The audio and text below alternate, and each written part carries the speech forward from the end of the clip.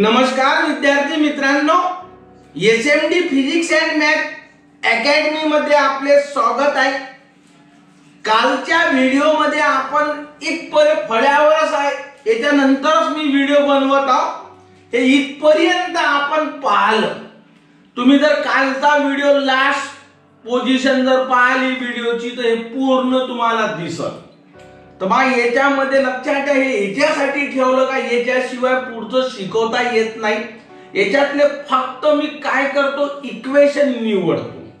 पहा मग ते कालचा व्हिडिओ त्याच्या समोरच मी दाखवत आहोत। तर मग पहिलं समीकरण इथं आहे, ठीक आहे। मग जे जे समीकरण आहे ते फक्त ठेवतो मी, बाकीचं मिटवतो।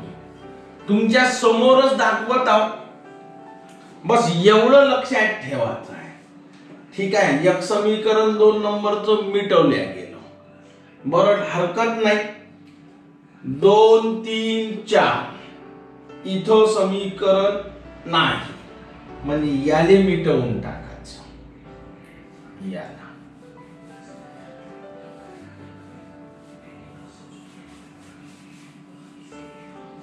त्याच्यानंतर इथं आहे 4 नंबरचं, म्हणजे याले मिटवायचं, गर्दी कमी करायची, ठीक आहे। त्याच्यानंतर इथं 5 नंबरचं आहे, म्हणजे याचं काही काम नाही आहे आपल्याला। त्याच्यानंतर इथं आहे 6 नंबरचं, तर बाई इथं 6 नंबरचं आहे, तर याले मिटवायचं आहे असं।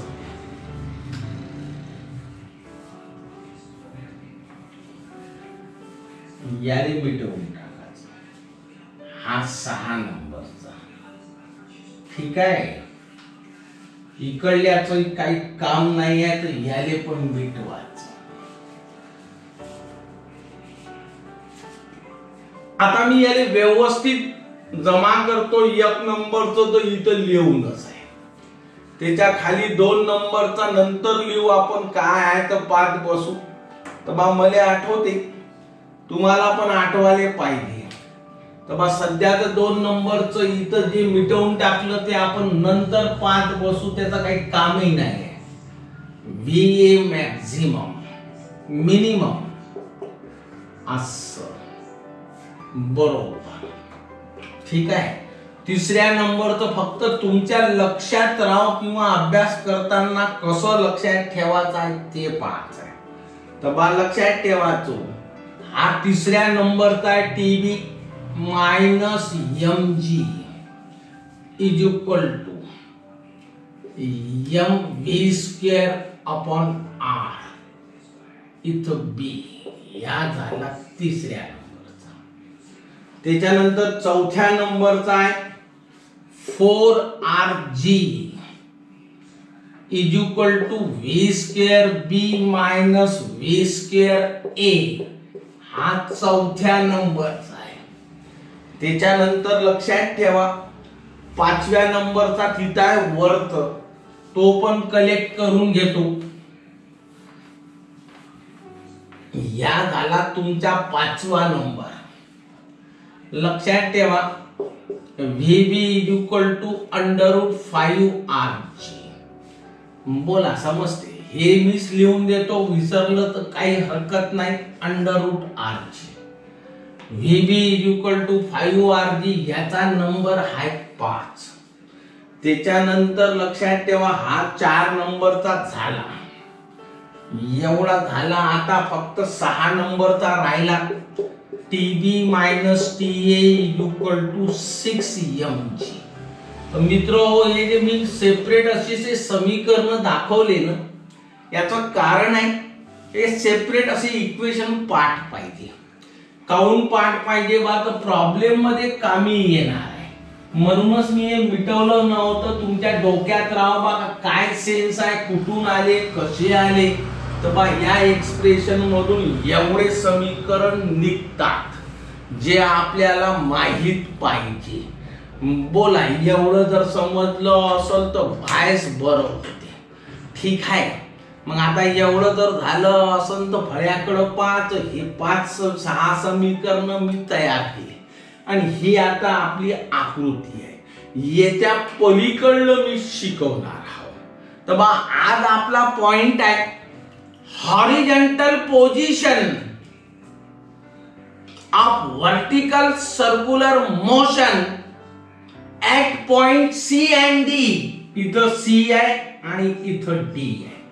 हे तुमची आकृती आहे। एवढं आपलं झालं होतं, ठीक आहे। आता या आकृतीला फ्रेश करणार आहोत। तर बरोबर लक्षात ठेवा का हा जो आहे बी पॉइंट, याचं वेट खाली आहे तर याचं टेन्शन वर लागते।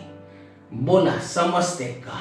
तर आपण एक पूर्ण आकृती पण तयार करणार। सध्या तर आपला टार्गेट हे आहे at point C and D. तर माझा पॉइंट आहे vertical circular motion at horizontal position C and D.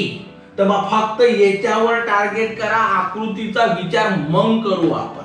तर माझं म्हणणं काय आहे का force due to tension is directed towards the centre when weight mg is perpendicular to the tension। काय सांगत हाव बात, याची आकृती फक्त एवढ्याबद्दलच मी दाखवणार आहोत। तर सध्या तर ही आकृती तयार करत हाव तुमच्या समोर। लहानशी आकृती बघा, हा पॉइंट आहे सी आणि हा पॉइंट आहे डी। माझं म्हणणं आहे तर याच्यावर लागणारा जो फोर्स आहे याला असा जाणार आहे तो, आणि हा असा येणार आहे। हा तुमचा सेंटर आणि याचा जो वेट आहे तो असा काय या हा जो फोर्स आहे टेन्शनचा फोर्स ऍट पॉइंट सी, तर तो दाखवल्या जाते असा। टेन्शनचा फोर्स ऍट पॉइंट डी, तर तो दाखवल्या जाते असा। याला हा वेट काय आहे बात परपेंडिक्युलर आहे, हे दाखवायचं असं परपेंडिक्युलर। झाला आपलं सुरुवात झाली। इथं म्हणा का इथं म्हणा कसे राहील बात, हॉरिझॉन्टल पोझिशन आहे ती इकडली असो का तिकडली असो सारखंच राहणार आहे। म्हणजे अर्थबोध या झाला बा का TC is equal to TD. बस हे डोक्यात ठेवायचं। इथली पोझिशन घ्या का इथली घ्या, हॉरिझॉन्टल पोझिशन तर सारखंच राहील। म्हणून मी कोणत्याही एका पोझिशन वरचं वर्णन करतो, जेवढं इकडं राहील तेवढंच तिकडं राहील। तर आता माझा व्यवस्थित पॉइंट स्टार्ट झाला का vertical circular motion at horizontal position C and D. The force due to the tension Force due to the tension is directed towards the center when weight mg is perpendicular to this tension। When weight mg is perpendicular to the tension, this force provides centripetal force। हा force काय करतो, centre कडे वळतो आणि centripetal force provide करतो। Therefore लक्षात ठेवा काय सांगत हाव, therefore TC is equal to centripetal force is given by mv square upon r at point C। ठीक आहे। हा जर 6 झाला तर याले नंबर देऊन राहिलो मी 7। चलो बोलो, एवढं समजलं असेल तर पुढे पहा। हा जो फोर्स आहे ना, the force due to tension काय करतो is directed towards the center which provide necessary centripetal force and which change the direction of the velocity। शब्द लक्षात ठेवा, which change the direction of the velocity and weight mg is used to change the speed। Done? आता पहा याचं expression चालू करता। मी बाकीचं काही पसारा हे सब मिटवतो, कारण पुढे आपण स्टँड करणार असावं। हे एका फिगर मध्ये सर्वांची माहिती देऊन टाकली, म्हणून ती फिगर भल्ली कठीण वाटते। मात्र जेवढा पीस विचारला तेवढीच फिगर द्या, काही कारण नाही आणि जे नाही विचारलं ते दाखवायचं त्या फिगर मध्ये, म्हणून कठीण वाटते. एकाच फिगर मध्ये सर्व पॉइंट टाकून दिले म्हणून भल्ल कठीण वाटते. आता माझं टार्गेट काय आहे बा, तर बा हा झाला व्हर्टिकल सर्कल. ठीक आहे, इथं मी पॉइंट दाखवला होता एक, आठवत असेल तर इथं दाखवून राहिलो बी, म्हणून पहिला व्हिडिओ पाहणं आवश्यक आहे आणि त्याच्या माग हे कंटिन्यू करणं आवश्यक, तरच समजल. लक्षात ठेवा हा पॉइंट आहे सी, एक सारखं पूर्ण ऐका लागल दोन्ही व्हिडिओ एका माग एक. ठीक आहे, माझं म्हणणं होतं बा का या पॉइंटवर म्हणा का या पॉइंटवर म्हणा, फोर्स ड्यू टू काय रे बा tension is directed towards the centre. या सेंटर कडे वळला, हा सेंटर आहे, याचं नाव होतं ओ. ठीक आहे, and weight is perpendicular to this force. तर बा वेट असा दाखवला होता mg. ठीक आहे, इकडूनही दाखवून देतो, मला काही प्रॉब्लेम नाही. दुसरी महत्वाची गोष्ट, जेवढं इथं राहील तेवढं इथं राहील, कारण हॉरिझॉन्टल पोझिशन आहे, म्हणजे tension at point C is equal to tension at point D. असं बोला. मग आता एवढं जर झालं असं तर मी आता वर्णन करतो. पहिले तर माझी गोष्ट ऐक का बा, माझं म्हणणं आहे बा का याले असं दाखवतो, असं. कोणी म्हणाल बा हा सेंटरचं नाव आहे ओ, का बा एवढी झाली रेडियस. ठीक आहे, एवढी रेडियस झाली तर बा याले असं दाखवतो तुमच्या समजण्यासाठी, इथून तर इथपर्यंत. हे जर आर असेल तर हे पण का राहील बा आरच राहील. ठीक आहे, म्हणजे एवढ्या हाईट वर आहे या पॉइंट, इथून तो इकडं येणार आहे. कोण बात बॉम्ब. पहा मग आता इंग्रजी चालू करतो. आता तुमच्या लक्षात आलं तर हे मिटवून टाकतो, जागा तर लागणारच आहे.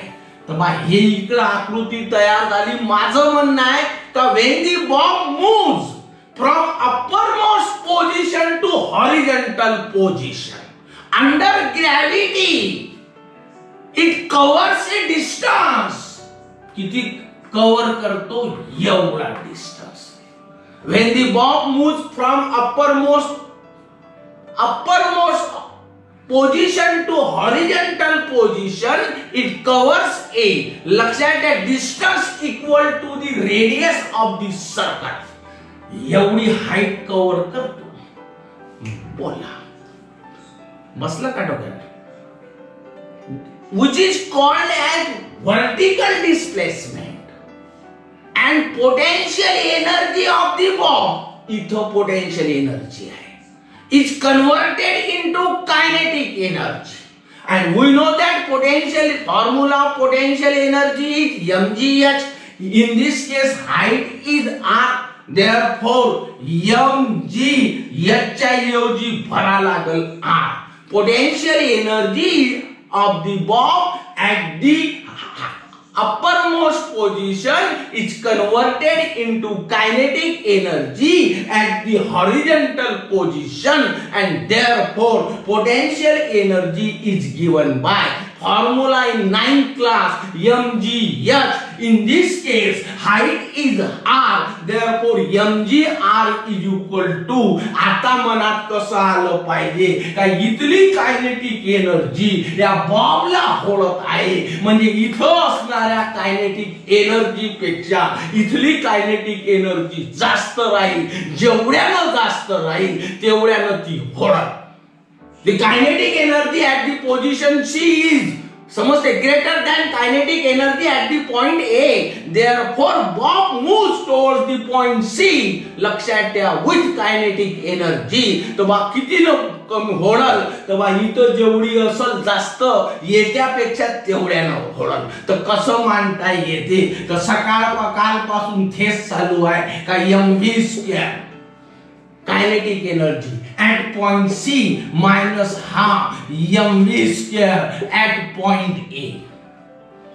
बोला, mgr is equal to half M common निघते V square C minus V square A mgr ह्या m न ह्या m तर कटलास इथं हा दोन इकडं जाईल twice rg is equal to v square c minus v square a ते बा ह्या वाला समीकरण आपला झाला कुठं झाला होता v square c minus v square a तर दाखवतो बा v स्क्वेअर c पण va ची वेलोसिटी आहे √rg तर इथं लिहायचं √rg आणि याचा वर्ग स्क्वेअर आणि स्क्वेअर रूट कटून जाईल म्हणजे जागा कमी असल्यामुळे इथं सेट करत हाव हा मायनस आहे इकडे आला तर twice rg plus rg is equal to v square c taking square root we gate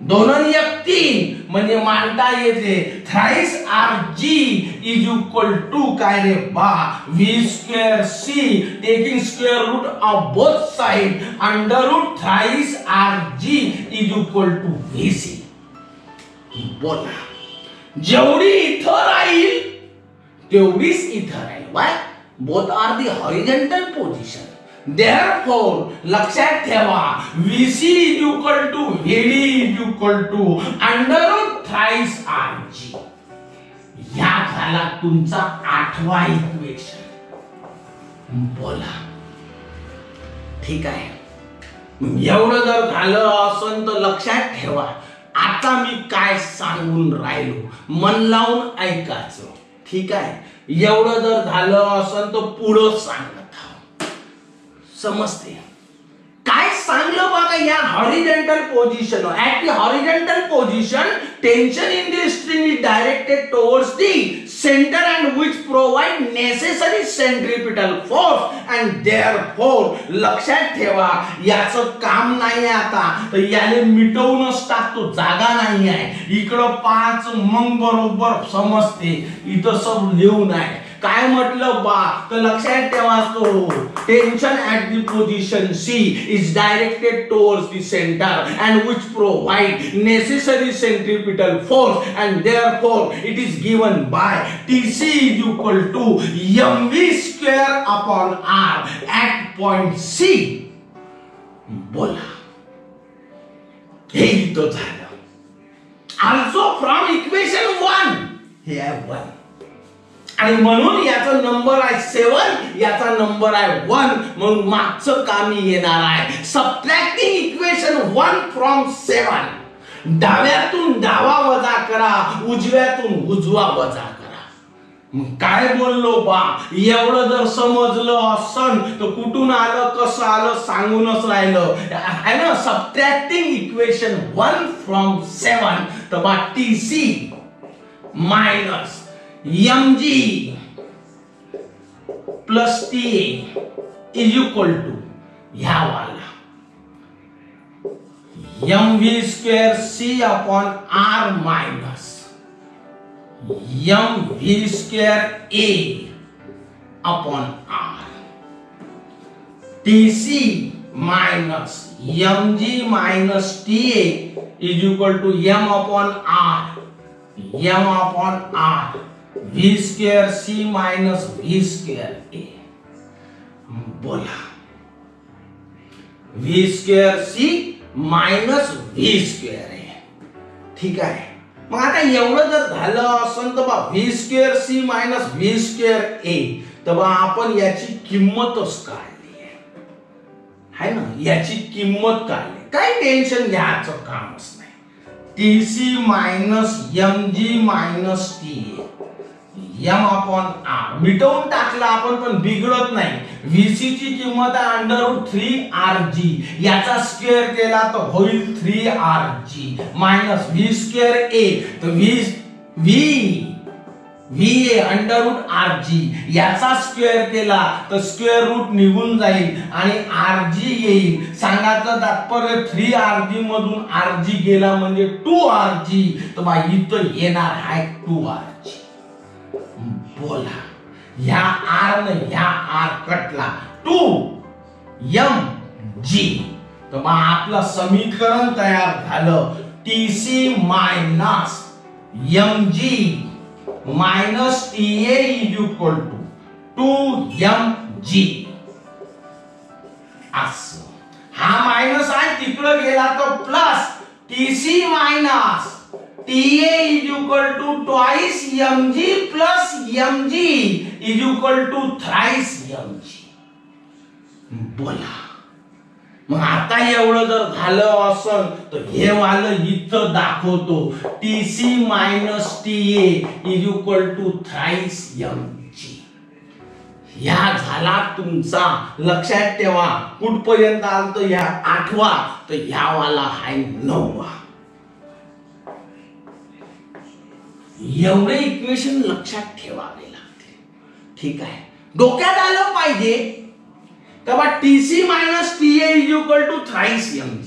जेवढा TC असेल तेवढाच TD असेल आणि हा वाला TA चा तेवढाच राहणार आहे. असं लिहिणं काय आणि असं लिहिणं काय दोघांचाही अर्थ एकच. वाय तर TC and TD are same or equal. म्हणून या TC च्या ऐवजी TD भरता येते तर तो पण तेवढाच राहील कारण दोघांची पण हॉरिझॉन्टल पोझिशन सारखीच आहे. हाई हॉरिझॉन्टल वर आहे हाई हॉरिझॉन्टल वर आहे. चलो बोलो असं हाल्या एकच होते. लास्ट पॉइंट सांगत आहो.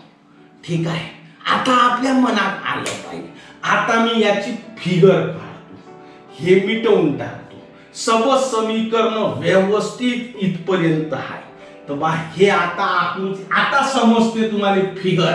तोपर्यंत फिगर समजली नसती.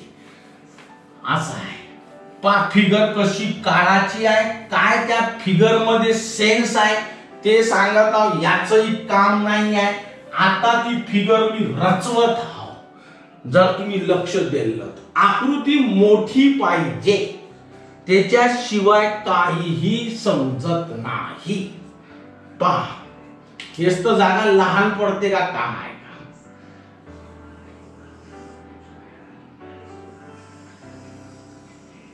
असं. ठीक आहे हा झाला सर्कल. मी पहिले पॉइंट दाखवतो का बा हा जो पॉइंट घेतला होता त्याला मी नाव दिलं होतं बी. पा कसं कसं सुचल तुम्हाला. हा घेतला होता याला नाव दिलं होतं ए. हा जो घेतला ना याला नाव दिलं सी. हा जो घेतला याला नाव दिलं मी डी. इथं लिहितो बा आता कुठं लिहाव डी असं. ठीक आहे मग आता एवढं जर झालं असं तर मी कालच्या व्हिडिओत बोललो का बा इथं जो असतो तो याचा वेट असा खाली येतो 8वा असा. हे दाखवलं होतं मी. थोडी फिगर स्टँड केली. याचं टेन्शन इथं डोक्यावर आलं तरी खाली राहते तर तुम्ही पहिला व्हिडिओ चेक करसाल तर तुम्हाला असं दिसल. ती आकृती मी पूर्ण दाखवतो. हा जो आहे तो आत्ताच सांगला का हा सेंटर आहे. याचं टेन्शन स्ट्रिंगचं सेंटर कडे वळते असं. आणि याचा जो वेट आहे याला परपेंडिक्युलर असतो. हे आता शिकवलं म्या. पा कशी आकृती स्टँड होती. म्हणजे सर्व पॉइंट एकाच फिगर मध्ये त्यानं दाखवले म्हणून जड वाटते. बोगस काम आहे. जेवढा पॉइंट विचारला तेवढीच आकृती द्या. काही कारण नाही ना. पॉइंट याचा विचारत असेल तर हे दाखवण्याचं काम काय नथिंग. तर मला लक्षात ठेवा याच्याबद्दल बोललो होतो का जर इथं बॉब असला असा लटकून तर याचा वेट असा खाली पडतो. याच्या अगोदरचा कालचा व्हिडिओ पहा आणि याचं टेन्शन असं सेंटर कडे जाते असं असं. आणि तो टेन्शन मी दाखवला होता टीबी न असं. तर ते आपण सिद्ध केलं होतं तर ते इथं आहे. पा मग मी दाखवूनच देतो. समजते का. अरे हो का नाही. TB minus TA is equal to 6 mg. 6व्या नंबरचं सिच्युएशन इथं मैदानात घेतो. हा मायनस आहे तिकडे गेला तर प्लस म्हणजे TB = 6 mg प्लस TA भेटला. तर इथं भराचा आहे 6 mg प्लस TA. बोला फिगर क्लिअर कर. आता काऊन आली, कशी आली, काऊन येते, बसलं का डोक्यात. आता पुढं पाय का बा इथं जो आहे टेन्शन तो C वर असो, हे आताच शिकवलं का ते D वर असो सारखं राहते. आणि इथलं म्या आताच सिद्ध केलं हे वालं लास्ट TD - TA = 3 mg. हा मायनस आहे तिकडं गेला तर TD = 3 mg प्लस TA. तर इथं दाखवायचं TD = आहे ना 3 mg प्लस TA असं दिसते. बोला तर बा हे झाली 4 पॉइंटची फिगर. ठीक आहे. अजून एक पॉइंट बाकी आहे, आर्बिटरी पोझिशन.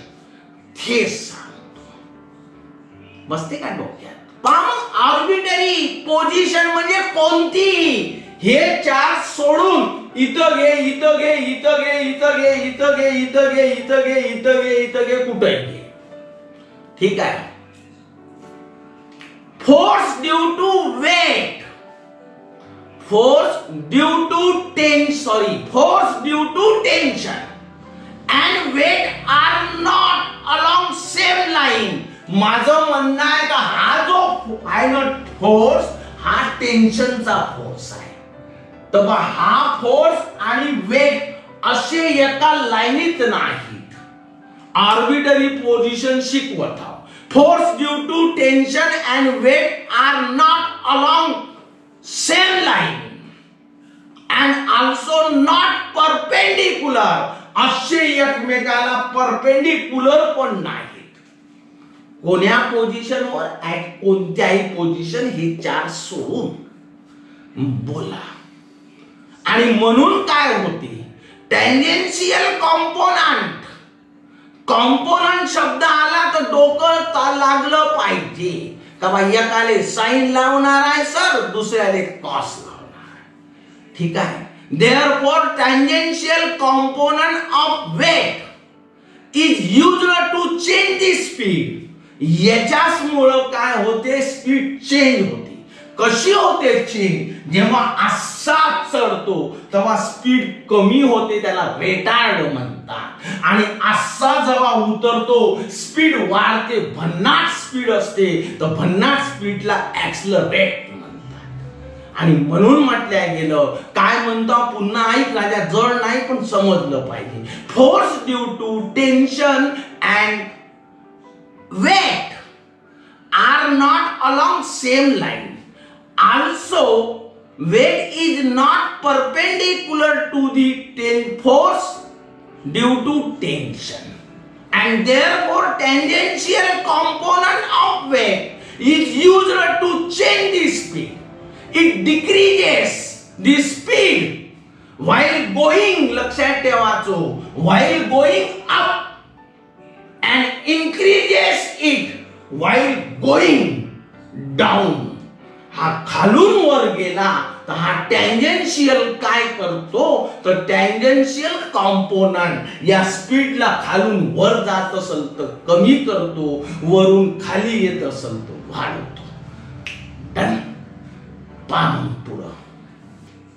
फक्त आता आपल्याला या आकृतीने कसं वाढवायचं, इथून स्पीडनं खाली गेली तर बा हा जो आहे टँजेन्शियल कॉम्पोनंट यावेळेला इथं दाखवतो. तर कसं दाखवायचं ते सांगत आहोत. तर बा लक्षात ठेवा, असा आणि असा, ह्यावाला लक्षात ठेवा. हा जो आहे या झाला तुमचा थीटा. एक लक्षात ठेवा, असा एक्स होतो mg cos θ, आणि दुसरा कसा एक्स होते, असा, तर बा mg sin θ. मी आता पहिलेच म्हटलं, कॉम्पोनंट म्हटलं वेटचा कॉम्पोनंट म्हणजे एकाले साइन दुसऱ्याले कॉस. मला लक्षात ठेवा, हे आहे आर्बिटरी पोझिशन. ठीक आहे. आता मनात कसं आणायचं बघा, असाच सगळं आहे. त्यावेळेस काय होते, टेन्शन कसा लागतो, असा लागते असा. आणि यावेळेस वेट कसं राहते तर असं राहते. तर या वेटचा कॉम्पोनंट इथं जो कोण आहे, इथं थीटा घेतला तर इथं अल्फा. हा आउटवर्ड म्हणजे बाहेरच्या दिशेनं लागतो. बोला, समजते? आउटवर्ड म्हणजे इथं दाखवायचं mg cos अल्फा. सांगा, हे झाली तुमची कंप्लीट फिगर. याले जर इकडून मिटवून टाकलं ना तर बरं दिसत. तर एवढी फिगर आहे ना, तर या फिगर मध्ये सर्व पॉइंट व्यक्त केले एकाच फिगर मध्ये, आणि म्हणून ती पाहायला खूप जड वाटते. मात्र पेपर मध्ये फक्त 2 पॉइंट विचारतात. तर जे विचारले तर तेवढ्याचीच आकृती असली तर बाकीचं दाखवायचं कामच नाही. जे विचारलंच नाही, ज्या गावाला जायचंच नाही, तर त्याचा रस्ता काय विचारायचा आहे. तर हे त्याचं सेन्स आहे. त्यांनी अलग अलग फिगर देण्याच्या ऐवजी एकातच दिली ही फिगर आहे. मग याले पहिल्यांदा असं डोळ्यानं पुस्तकात पाहिलं तर घाबरून जाईल, काही दम नाही राहिलो. आवडला माझा व्हिडिओ, पूर्ण व्हर्टिकल सर्क्युलर मोशन, पूर्ण टॉपिक संपला. ठीक आहे. आवडला असेल तर याने लाईक करा, शेअर करा, सबस्क्राईब करा. आणि एक महत्वाची गोष्ट, मी व्हॉट्सअप ग्रुप बनवत आहोत, जेणेकरून ज्या काही अडचणी असतील त्या तुम्ही व्हॉट्सअपवर पाठवू शकता. दुसरी, नोट्स पाहिजे असेल तर मी त्या व्हॉट्सअप ग्रुपमध्ये PDF टाकणार आहोत नोट्सचा. लॉकडाऊन संपला म्हणजे काही झेरॉक्स अमुक टमुक जे काही त्याचं स्टेशनरी मटेरियल लागते सब दुकानं बंद आहे आमच्या इथं. त्याच्यामध्ये काही भेटत नाही, आमचा इलेक्ट्रिशियन पण येत नाहीये. आणि या कारणास्तव जसं लॉकडाऊन उघडलं तर मी PDF टाकीन. तर ज्याचा व्हॉट्सअप नंबर असेल त्याला ते मिळून जाईल. म्हणून मला लक्षात ठेवा, आवर्जून सांगतो, व्हॉट्सअप मध्ये ऍड व्हायचं असेल माझ्या ग्रुपमध्ये तर काय करायचं आहे, आपलं नाव, फॅकल्टी आणि गावाचं नाव, बस एवढं दिलं तर मी PDF टाकून देईन. शेवटलं वाक्य सांगतो, मग आवर्जून सांगत, घंटी वाजवा. नमस्कार.